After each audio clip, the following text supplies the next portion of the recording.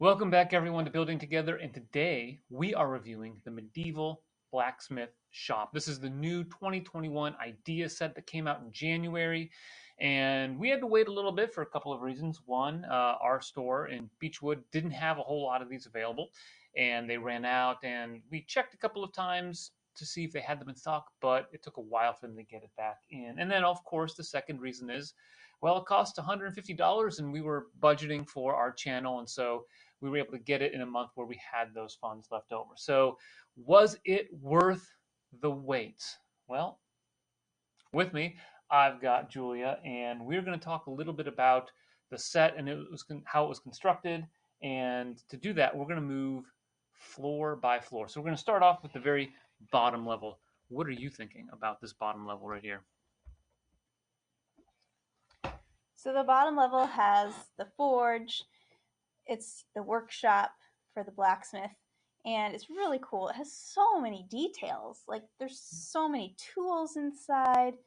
My favorite is the light brick when you use the bellows, and that's just a really fun detail. You've got these brick built doors, which is really cool. The tree is really cool. They put a lot of detail into just the walls themselves with the profile bricks and the tiling with the snot bricks and all of that. It's really nice. Yeah, and I have to say, building it was a treat. If you haven't checked out that speed build, go check it out. But there's a lot of fun little details to this. And so when I think of houses or I think of castle mocks or buildings or even sets, one of the things I like to see is how do you avoid what's known as the big gray wall syndrome, right? It's just gray bricks, and how do you break that up? And this set does a fantastic job with that. You use a lot of profile bricks on the bottom. You use some sand green, olive green, and then of course on all the corners you have this really cool brickwork where you use some dark bluish gray tiles. So that is, I think, a really fun technique. In addition to, if I move this over here, maybe you can see the way that they do some of the archwork with the bricks is really cool technique that I think I might use in my own creations. And there's of course this tree. Now, of all the things in the set that are incredible, this is probably my least favorite. The tree is not the strongest, and it can come apart kind of easily. So I'm not 100% sold on that. But just moving around this whole thing, it's absolutely incredible. Really well done. I love how they put the bases, the plates to create the base, and then you put a 16 by 16 tan plate to kind of form the key bulk of this structure right here. And check out this detailing on the wall here. You've got the arches that kind of add a little bit of dimension to it that's going to be used as the base for the main floor. And you do some nice brickwork with the ingot pieces in reddish brown that add some detail to it. So just as a foundation to a set, this one is, I think it's fantastic. One other thing I liked about it was the little roof on the well here. The Yeah. dimensions of the well are a little bit odd. It's kind of squat, but I think it's really cute how they did this with the rod going across and then snapping that on. And that was really clever. The only thing I think that could have made it better would be using some inverted tiles on the back side of it Yeah. to kind of get the same feeling, but very, very well executed overall. And there was really never a dull moment building it, at least on this level. So that was really, really neat. One final thing as we wrap up this, there's so many little bits and pieces on the inside. Julie was talking about that, but you get shoulder armor as well. You get another shield. You get multiple swords. And this is one of those fun things where Lego comes out with a set. It reminds me of the Dwarf's Mine from like 2007, where they have this blacksmith concept moving in there, but there's just so many weapons and so many little extra things that they add into it that really makes it a fun, detailed set. Yeah, Autumn was even mentioning how there's stuff that doesn't even directly relate to the blacksmith, like a broom and things like that, that make it more lifelike, I guess. For sure, it's just I can't commend the original designer of the set who posted this on ideas, and of course the team at Lego that worked with them to make this a reality. So, so far, I really am enjoying this. Let's move on to the next level. Okay, next we have the second level. So on the second level, we have a kitchen and a table and chairs. I really like these chairs. I think they're really cute how they've been done. They have a very creative back to them with the axes and this stick here. And then the pads on the chairs are a really cute design as well. My other favorite thing in this part is the pot over the fire so you can swivel it in and out to cook your food. So those are my two favorite things. Now, of course, I really loved the Tudor style because, well, I love Tudor style homes in real life, but looking at castle mocks, medieval mocks on classiccastle.com or Eurobricks, they always have these really cool Tudor techniques. And I think they look great, especially when executed well. This is no exception to that. You've got a really nice way where they use the curved brown tiles to get a nice Tudor look. Everything lines up really well. The height is perfect, and you really get the sense for the Tudor and kind of the plaster that they put on it because they've got these tan profile bricks and other tan bricks that show you the underneath side of it. So it's really executed very well. Um, the inside again has a lot of little details, even food like a turkey leg and some salad. So maybe they're splitting that up. They have a little cutting board with different knives, and they have a little carrot and a little round 1 by 1 tile that's orange that represents them already cutting that. They've got a butter turn in the corner as well. Some detailing there. I really like this little lantern. I know they don't have electricity back then, and so how do you think about lights? And just including that lantern makes it apparent that they are trying to think of every detail possible. As well as the candle sconces inside. Yeah, yeah. And I know you like the chimney, right? Yeah, I think this chimney is not only looks great from the outside, but it's actually hollow inside like a real chimney would be. So I thought that was kind of cool. And in addition to that, you have the first preview, I guess, of the roofing technique using the Nexonite shields. Here they use it black, dark blue, and blue, which is going to be consistent largely with the roof. And you even see the curved tiles almost acting like a wooden support here, which is effectively done. They do snap on, so they're connected with studs, and you even get this printed sign. I love printed signs. I go back to the Guarded Inn, which we did a review of, the new Pirate Barracuda Bay set that has a printed kind of tavern style print on there.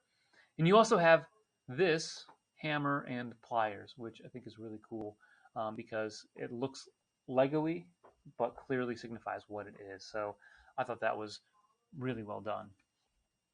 Last, we have the roof level, which also has a bedroom inside. Yeah, and this is full of great building techniques. I'll turn this around here because this side of the roof is really easy to take off. The other one's a little bit more finicky, and the one with the chimney and one of the dormers. This one, not even connected by studs, you can just lift it right out, and it does a fantastic job of using ball joints, Kiara's favorite piece, to get this nice changed angle slope to the roof.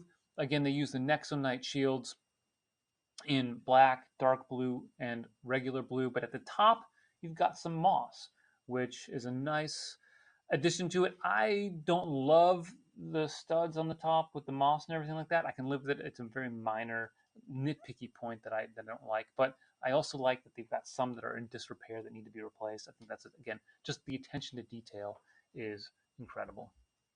Yeah, it does make it feel more real and definitely very detailed. And I love the color. When I saw it, I thought it was odd because what medieval buildings have blue roofs? I haven't seen that before, but I'm willing to overlook that because it looks really nice. Yeah, and the dormers do a really nice job of bringing asymmetry to the build. You've got one on this side, which when you build it is actually connected to a desk that has a little quill and the tile that has, I think, Once Upon a Time. So maybe this blacksmith or his wife are storytellers in a second job or something like that.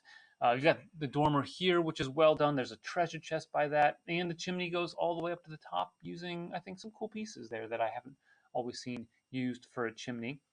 Now on the inside, I know you are a big fan of the way they built the bed, right? I think the bed was really well designed. I like the quilt and how it has that plaid pattern. The way they arranged the colors to make it look plaid, I think was really clever. But what I like most is how they designed the bed frame.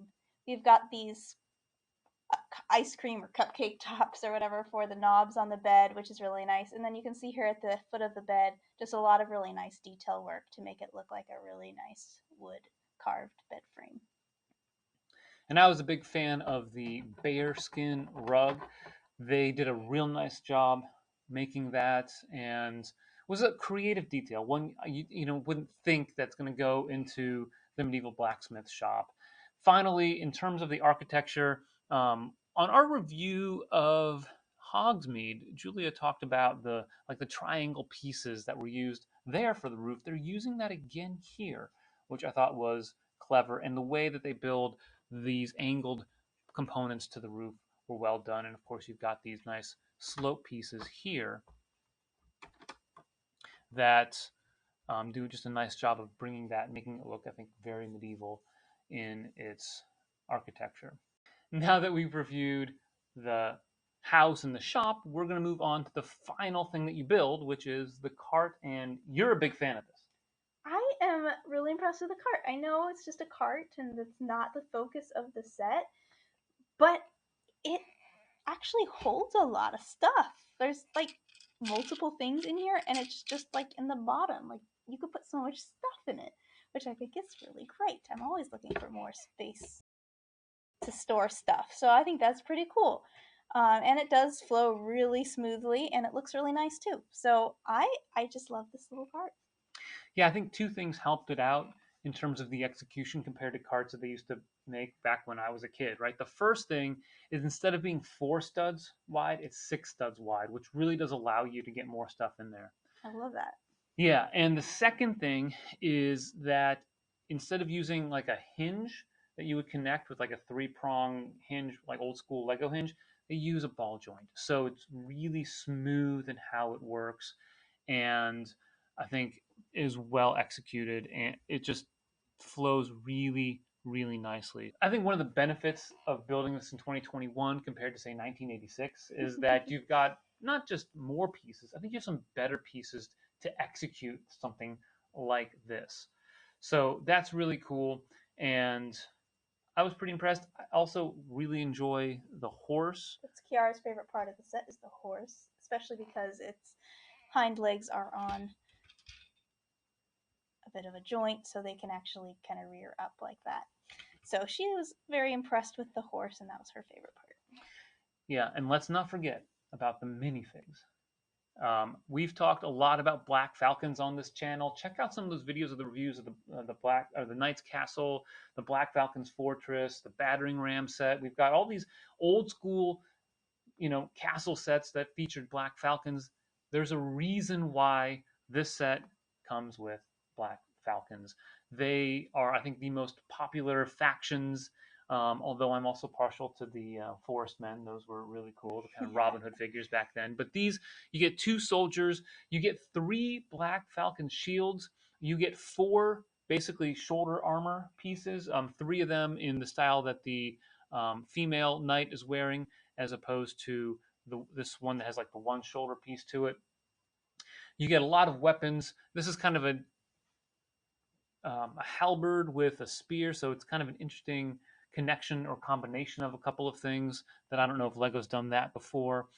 You get multiple helmets. We have our helmets stored in here. And of course, the other 2 minifigs are the blacksmith and the huntress, which is his wife. And to kind of demonstrate how good she is with the bow, you've got, of course, this apple tree here. On the backside is a target. And of course, if you wanted to, it does come with apples. You can put an apple on, say, someone's head, and they can go all William Tell on them if you want to. But the minifigs, I think, are also really, well done and are special. And I think that's one thing that adds to the set. So now we are ready for the long-awaited rating of the Medieval Blacksmith. We've both been debating how high we should go with this set. So Colin, what did you decide? You're making me go first. Yeah. Wow. Okay. I've got 10 bricks here. I'm leaving all 10 bricks here. It is our first ever 10.0 10 brick rating. That's right. I think this is about as good of a Lego set as you can get. And let's be clear, I give a lot of fairly high ratings, in part because the sets we review are the ones that we want. So we're a little bit biased in that regard. This one, I look at it and I'm like, why did we wait so long to get it? But it's incredible. I want to give a little bit of background if I can. This set is the class of any blacksmith set that's ever come out. So there was a blacksmith shop that came out in 1984 that we built for this channel and reviewed it, and it's basically just a little bit of a brick wall, and it fits into the modular 1980s castles. You've got one that came out in 2002 that was a fan design set. Daniel Siskind, he designed one, and they turned into a Lego set. It's very much like an idea set. It's much smaller than this, but was really well done at the time. You've got a blacksmith shop that came out in the Ninjago line at some point, and then another one that came out in 2011, which was basically just a little water wheel that would automatically move this hammer up and down, and it was very small, blacksmith and then one soldier. It was called Blacksmith Attack. There's a little blacksmith shop in the medieval market village that came out over 10 years ago. So it had an element of it.